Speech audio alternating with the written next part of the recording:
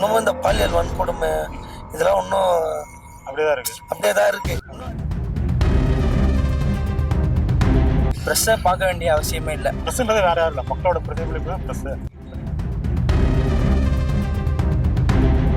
டிஎம்கேவே சொல்லிட்டு இருக்கிறதுலாம் வேஸ்ட். போலீஸுக்கு தெரியும் கஞ்சா விற்கிறது எல்லாமே. நாங்களும் ஆட்டம் ஓட்டுறோம், எல்லா இடத்துலும் பார்க்குறோம். ஒரு ஃபுல்லாகவே ஜீரோ அரசியல் பொறுத்தவரை. ஃபீல்டுக்கு ஒரு ஜீரோ.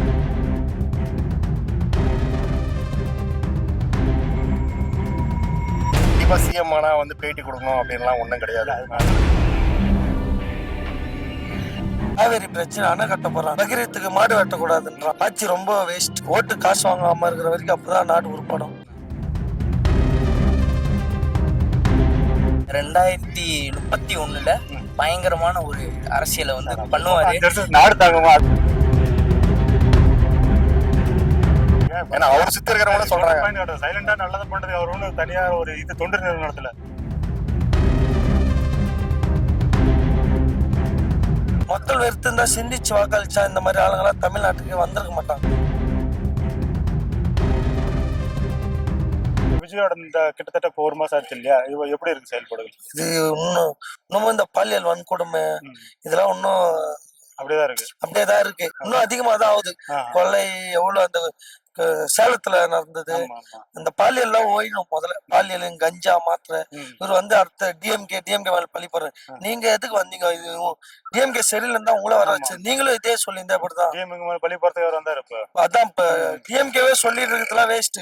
உங்களால என்ன முடியுமோ அது பண்ணலாம். போலீஸுக்கு தெரியும் கஞ்சா விற்கிறது எல்லாமே. நாங்களும் ஆட்டம் ஓட்டுறோம், எல்லா இடத்துலும் பாக்குறோம். போலீஸ் மீறி போலீஸ் துறை அமைச்சர் விஜய் அவங்கள மீறலாம் இங்க நடக்காது. நினைச்சா தடுக்கலாம். அவங்க தடுக்காம அடுத்த கட்டம் அவங்க மேல பழிய போட்டு நகர்த்துன்னு போயினே இருக்கிறாங்க. சார் விஜய் சார் வந்து சிஎம் ஆயிட்டாரு.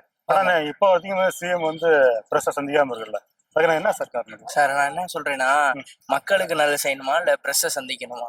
சார் நீங்க பிரஸ் சந்திச்சதானே மக்களுக்கு என்ன செய்யறது, மக்களுக்கு போய் சேரும். சார் நல்லது செஞ்சா நம்ம யாரையுமே சந்திக்க தேவையில்லை.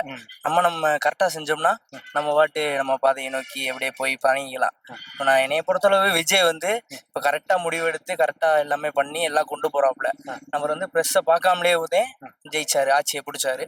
அதே மாதிரி பிரஸ்ஸை பார்க்க வேண்டிய அவசியமே இல்லை. மக்களுக்கு வந்து நல்லா செஞ்சுட்டு போயிட்டே இருந்தா நல்லா இருக்கும். இல்லை சார், எல்லாருக்கும் ஒரு ஸ்டைல் இருக்கும்.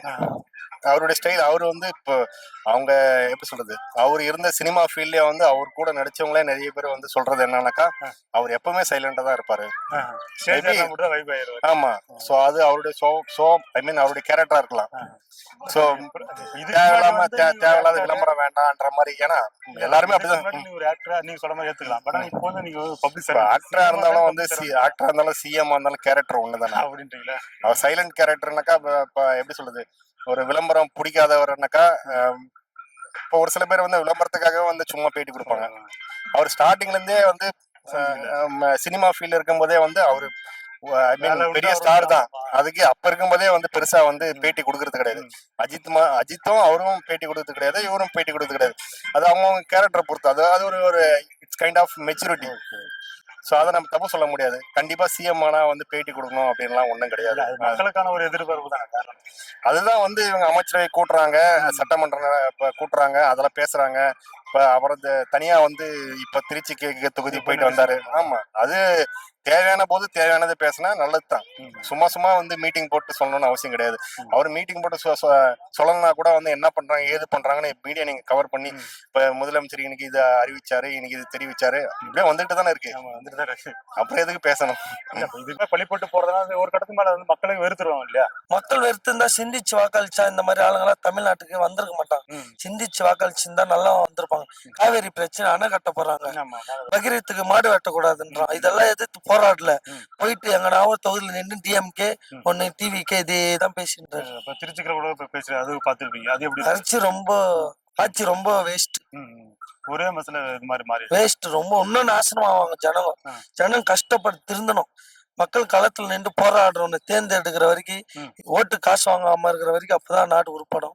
இந்த மாதிரி வாழ்வாதாரம், ஆட்டோ ஓட்டுறவங்க எவ்வளவு பேர் பாதிப்பட்டுன்றாங்க. மக்கள் நல்லது செய்யறது வரவேற்க வேண்டிய விஷயம் தான். பட் ஆனா இதுக்கு முன்னாடி எல்லாம் கடந்த திமுக கடந்த எல்லாமே பாத்தீங்கன்னா எல்லாரும் வந்து பிரஸ் சந்திப்பாங்க. அவங்களோட கொஸ்டின் என்ன அதுக்கு பதில் சொல்லுவாங்க. மக்கள் என்ன அது பதில் சொல்லுவாங்கல்ல. அப்படி இருக்கும்போது பிரஸ்ன்றது வேற யாரும் இல்ல, மக்களோட பிரதிபலிப்பு தான் பிரஸ். இப்ப நீங்க அவங்களை சந்திச்சதானே அதுக்கு என்ன சார் ஏதாச்சும் நீங்க ஏதாவது ஒரு குறையா இருந்துச்சுன்னா சரி நீங்க ஏதாச்சும் ஒரு கேள்வி கேட்டு இது பண்ணலாம். ஆனா அவர் எதுவுமே இன்ன வரைக்கும் எதுவுமே ஒரு தப்பான ஒரு பாயிண்ட் எதுவுமே இது வரைக்கும் பண்ணது இல்ல. இப்ப வரைக்கும் நல்லா கொண்டு போயிட்டு இருக்காரு விஜய். அதான் நான் என்ன சொல்றேன், இப்ப பிரதமர் மோடி இருக்காரு, அவர்லாம் இப்ப வரைக்குமே பிரஸ்ஸ வந்து பார்த்ததே இல்ல. ஆமா ஆமா ஆமா சார். நம்ம இப்ப அடுத்து நம்ம சொல்ல முடியாது தலைவர் இப்ப ஆமா சென்டர் ஆமா என்ன நம்ம எதிர்பார்க்கவே இல்ல நம்ம இப்படி எல்லாம் நடக்கும்னு. ஆமா நான் விஜய் கட்சி தான் நம்ம தேனியில இருந்து வந்திருக்கோம். இப்ப ஃபுல்லா சென்னையில 2 நாள் 3 நாள் கேஸ்க்கு வந்திருக்கோம். நாங்க தேனியில இருந்துதே வந்திருக்கோம். நாங்களாம் ஃபுல்லா முதர்ந்தே விஜய்க்கு தான் சப்போர்ட். நல்லது பண்ணிட்டு சொல்றீங்களா? ஆமா எல்லாம் பாத்துட்டு தான் இருக்காங்க. ஸ்டாலின் ஐயா வந்து எடப்பாடியா டெய்லி பிரஸ் சந்திட்டு தான் இருக்காங்க.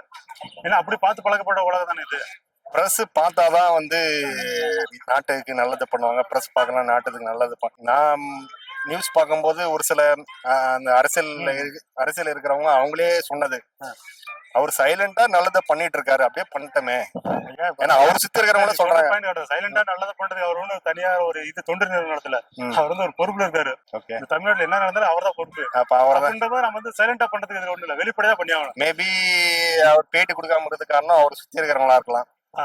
அவர் அப்ரோச் பண்ண முடியாத ஒரு மேபி அட்மாஸ்பியர்ல இருக்கிறான். இல்ல அவரே கூட டைரக்டா இன்ஸ்ட்ரக்ஷன் கொடுத்துருக்கலாம், யாரும் எனக்கு கிட்ட அலோவ் பண்ணாதீங்க இந்த மாதிரி. நம்ம சாதாரண மனுஷன், நமக்கு என்ன தெரியும் என்ன நடக்குதுன்னு. தேனி மாவட்டத்துல வந்து அங்க டிவிக்கு சார்பா எப்படி போயிட்டு இருக்கு சார்? எங்க டாஸ்மாக் மூடுறதா இருக்கட்டும், மற்ற செயல்பாடுகள் எப்படி போயிட்டு இருக்குது? தேனியை பொறுத்தளவு நிறைய கடை, தேனியில மட்டுமே ஒரு 10-12 கடையை வந்து லாக் பண்ணிருக்காங்க, மூடி இருக்காங்க.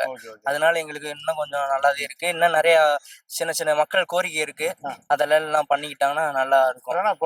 நாளைக்கு வந்து உங்களுக்கு பாதிக்கல. அடுத்து நம்ம தேர்தல் சந்திக்கும் போது உங்களுக்கு வந்து தொகுதி பகுதியில இருந்து குறைய வாய்ப்பு இருக்கு, உங்களுக்கு பொறுப்பு கொடுக்குற வாய்ப்பு குறையது இல்ல இல்லையே. இப்போ அமைச்சரா எங்க கட்சியை சார்ந்த ஒருத்தர் வந்து நல்லபடியா ஒரு அமைச்சர் பதவியை வந்து சீரம் சிறப்புமா செஞ்சுக்கிறாரு. அவர் செய்யும் போது மக்கள் எல்லாருமே வரவேற்கிறாங்களே. வரவேற்கும் போது எங்களுக்கு வந்து ஆதரவு அதிகமாவதா கண்டி எங்களுக்கு ஆதரவு குறையலையே, ஆதரவு அதிகமா தானே ஆகுது. இப்போ விசிகாவுக்கு வந்து ஆதரவு பெரும்பான்மை கூடின்னு தான் இருக்குதா கண்டி குறையல. எங்களுக்கு வந்து அமைச்சர் வந்து நல்லா ஒர்க் பண்றாரு. எதிர்காலத்துல வந்து விசிகா வந்து இப்ப வந்து தாவேகா கூட சேர்த்து வாய்ப்பு இருக்கா, இல்ல டிஎம்கே கூட இருக்குமா? இல்ல தாவேகா கூட அது தெரியல. யோகத்தின் அடிப்படையில நம்ம பதில் சொல்ல முடியாது. அது தலைவர் எடுக்கிற முடிவு. தலைவர் எந்த முடிவு எடுத்தாலும் அதுக்கு நாங்க முன்னாடி நின்று சப்போர்ட் பண்ணுவோம். அது பிரச்சனை இல்லை. யோகத்தின் அடிப்படையில நம்ம பதில் சொல்ல முடியாது. அது தலைவர் வந்து தேர்தல் காலம் வந்து முன்கூட்டியே வந்து நம்ம பேச முடியாதுல்ல. இவங்க கூட தான் கூட்டணி போகும், இவங்க கூட தான் கூட்டணி போவாங்க அப்படின்னு அப்படிலாம் நம்ம யோகத்தை அடிப்படையில் பதில் சொல்ல முடியாது. தலைவர் என்ன முடிவு எடுக்கிறாரோ அதுக்கு கட்டுப்பட்டு பின்னாடி நீ செயல்படுறதுக்கு நாங்க தயாரா இருக்கோம். பொதுவாக வைக்கிற குற்றச்சாட்டு என்னன்னா, இப்ப இந்த ஒரு மாசம் வந்து நிறைய பாலியல் சட்டங்கள் நடந்திருக்கு, பாலியல் வன்முறை நடந்திருக்குல்ல. இதுக்கு வந்து விஜய் சார் வந்து எதுவுமே ஒரு கண்டனம் தெரிவிக்கிறதா இல்ல வந்து செயல்பாடை பத்தி சொல்லவே இல்லை சார். அப்படி இல்லை. இப்ப திமுகவா இருக்கட்டும் அதிமுகவா இருக்கட்டும், யாரு பீரியட்ல இருக்கோமோ இந்த பிரச்சனைகள் வந்து நடந்துகிட்டே இருக்குது. அதுக்கு பிரச்சனை நடந்துட்டு தான் இருக்குது. ஏன்னா அவங்க வந்து நடவடிக்கை எடுப்பாங்க, இல்ல ஒரு கண்டனம் தெரிவிப்பாங்க, இல்ல அவங்களோட செயல்பாடு என்னன்னு நமக்கு தெரிஞ்சிடும். ஆனா இப்ப வந்து இப்ப விஜய் சாரோட நடவடிக்கையோ இல்ல செயல்பாடுகளோ நான் என்ன சொல்றேன், இது வந்து வெளியே தெரியறதுக்கான இது இல்ல. நான் என்ன சொல்றேன், செயல்லேயும் பாத்துக்கிட்டுன்னு சொல்லிதான் அவர் வந்து இதா இருக்காரு. இப்ப டாஸ்மார்க் தாண்டி இப்ப வந்து வேற என்ன மக்களுக்கு டக்குனு ஒரு முடிவு. இன்னொன்னு என்ன சொல்றேன், நான் விஜய் வந்து இப்பதே புதுசா வந்திருக்காரு. அப்ப நம்ம வந்து அவர்கிட்ட வந்து இவர் அதை செய்வாரு இது செய்வாருன்னு சொல்லி நம்ம எதிர்பார்க்க முடியாது. விஜய் இப்ப இந்த ஒரு 1 மந்த் தான் ஆயிருக்கு வந்து இதுலயும் நிறைய நல்லர்கள் செஞ்சிருக்காரு.